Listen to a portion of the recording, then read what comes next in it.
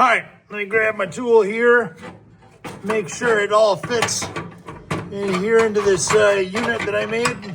Don't you wish we could still say words like meat and tool and unit without someone turning it into something foul? Hello, my name is Nick. What is that? Time out. All right, that's better. Hello, my name is Nick. This is my little show I like to call Sunday Driver Rides. Thank you for joining me. It is appreciated. Today, we're back on the Charger, my 1969 Dodge Charger project that I would like to get back on the road before I die someday and enjoy and be able to drive. Today, the K-member, we took that out last time. Let's take this thing apart and just see what we got to do. I got some stuff coming for it. Let's go over that, shall we? All right, so here it is in all of its rusty glory. I don't think that's supposed to be able to do that. Just put that there.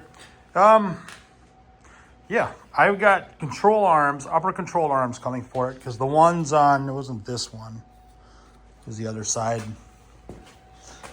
Or kind of rotten. Yeah, you can see it starting to rust real bad there. I don't like that. I was picking some of it out and the metal, look at the metal thin right there. I don't like that. They only sell them in pairs, at least that I saw. And I figured, well, I'm probably going to buy them in pairs anyway.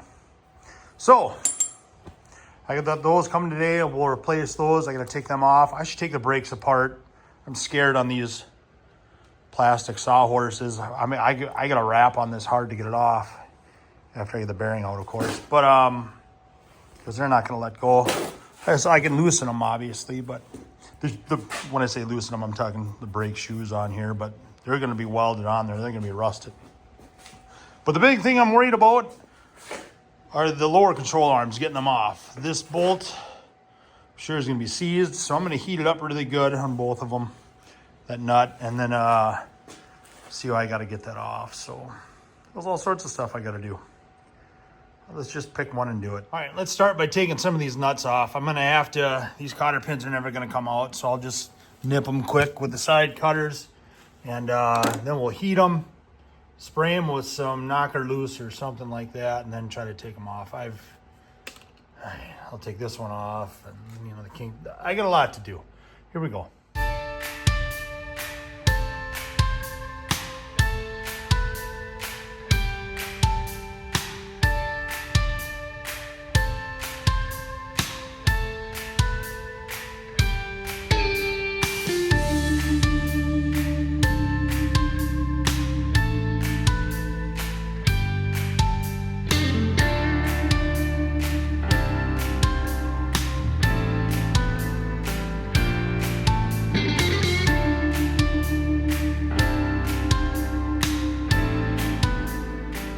Okay, fast forward a bit. I got the lower control arm off. I could not separate the strut from the control arm, but I don't think that's a big deal. I'm just going to leave it because I was able to undo it at the K-member. Anyway, now I want to get this shaft out. Now, I've got directions in my book. My National Service Data, 1969. What do we got? Lower control arm and shaft. Disassembly. Control arm may be disassembled using suitable tools and an arbor press. I've got a regular press or a hydraulic, but whatever. When replacing bushings, be sure to install flange end of bushing on shaft first and seat bushing on shoulder of shaft. So, here's the bushing. Here's the move part number if you're wondering about it. Yes, I hope that's the bushing. It looks like there's the flange is here, so it gets pressed on in like this. So I'm guessing, if this is right, which according to Rock Auto it is, I just gotta press that out, and that shouldn't be like threaded inside there or anything, so it doesn't look like it's threaded inside the bushing. So let's put this in the press and just see if we can get it to pop out, huh? All right. Let's see. You can see I just got a bolt in here. Let's see if I can get this thing to press out. Yeah, it's coming out. Man, I gotta put more oil in this press. This is annoying. Come on now. Okay. Got it. Look at that. Technology. It looks like that's the sleeve though. Uh-oh, that could be a problem. I did. I pushed the rubber off the inside sleeve on the bushing. So now I got to get this off of this, and I got to try to get the rubber part out of here still, and the outer sleeve obviously. That's gonna suck. All right, fast forward a bit. I got that rubber bushing out, and then I did this. Just carefully welded a plate to it. Now hopefully, if I put this in like so, put a bolt in there and just press it out. Let's see if it works. Hopefully my welds hold. All right, let's see what we can do. Come on. Something just popped. I don't know, it was a weld. It was a weld. Yeah, it was a weld.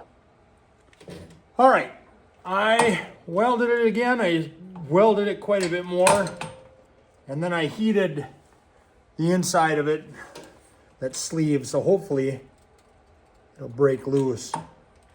Come on. Oh, that felt good. I don't want to touch it because I know it's so hot, but I got a feeling this is it. Oh, come on now. Can't see it because I got the sleeves. Got stuff in the way. Oh yeah, I can see it now. It's a coming. Oh yeah. There it is. There it is. Haha, it worked. Awesome.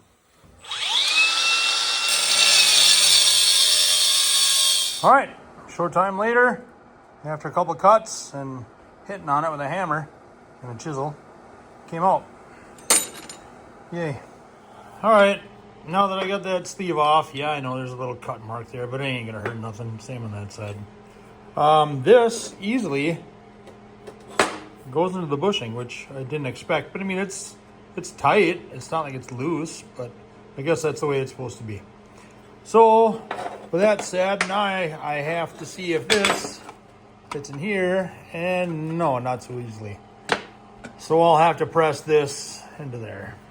Yay. Okay, fast forward a bit. I figured, with that strut being in the way, it's kind of a pain in the butt to put this in my press.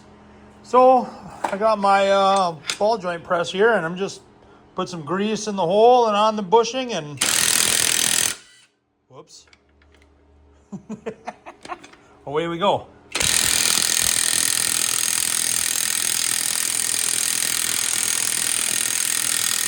Anyway, it's going in. You don't need to listen to this whole thing. Make sure too you grease these threads on here. You'll stretch them if you don't, and then this thing turns tough, and that sucks. I'll finish slapping this together, and then we'll go from there. We'll see what's next. All right, fast forward a bit. It's beautiful out. So I figured I want to do some rust converter and paint this and make it look pretty now that I've got it all tore down. It's a lot easier to finish tearing it down when you know what you're doing. So it didn't went good, but now I do. I've got it. I wire wheeled it, and I just did some brake clean on it just to clean it off and blew it off. So let's put some rust converter on this and have fun.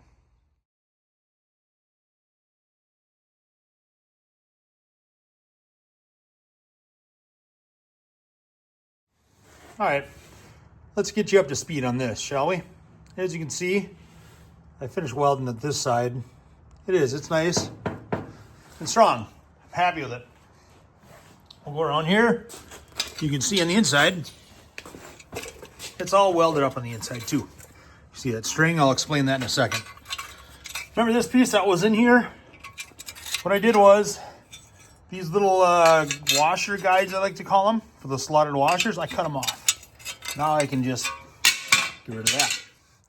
So what I did was, you could see a piece of string here. It's not tight anymore, but it was snug. I lined it up roughly with the center of the hole and the center of the hole there. And then I took this piece of angle and I just kind of lined it up, and I marked on the angle where the line was and centered it. And then I just took a magic marker and went from the hole to here and just marked, side to side on it. Made some marks, and then I just drilled it and ground it out so it's an oval. Now they're bigger than the holes on those little happy face things here that I told you I cut out. And that's okay, because that's, it'll go like that, and it'll go in like that, and then the hole is just for a plug weld. And then I can line it up and be happy. Now the string line I can actually take down. I just use that as like a rough guide just for grinding these out. So now what I'm gonna do is, my control arms, my new control arms came in. Look at that, nice and shiny.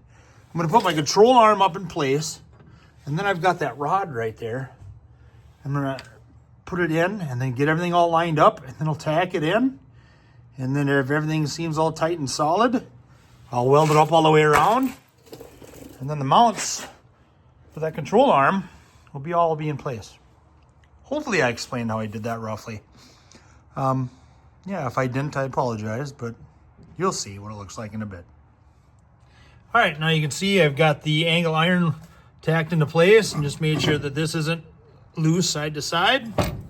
Next, I took the control arm out of the way, got some vice grips, clamped down a little upside down smiley face guys, and then made sure that everything bottoms out rod wise. So when I have room to adjust my camber and caster here. Let me try this way. See, hits there and hits there, and everything's good. Plenty of room, look at that. Oh yeah. I can adjust my camber and caster just the way Dodge meant to back in 1969. I'll weld all this up, and then the control arm part of this is good. Yeah, I know, I still gotta do that, but whatever. Look at that. Oh, that makes me happy. Look at that, look at how smooth it goes through it. It lines up great. I love it. All right, and there it is, all welded up and like a brick. Let's see if my rod fits through here the way it should. Oh yeah, look at that. Look at that. Perfect. Oh, that makes me happy. It's just the same spot because I use these existing holes, and happy. All right. I think that's going to do it for this episode. Thank you for watching. It is appreciated. There's more coming. There's more coming. I've already started. Ooh, you're going to look and see what I did underneath this car and be like, what are you doing? And it's called making a roadworthy, baby. Anyway, you're just going to have to wait for that next episode. If you could like and subscribe, boy, that'd just be sure fine, hot and dandy to me. Thanks again for watching. Take care.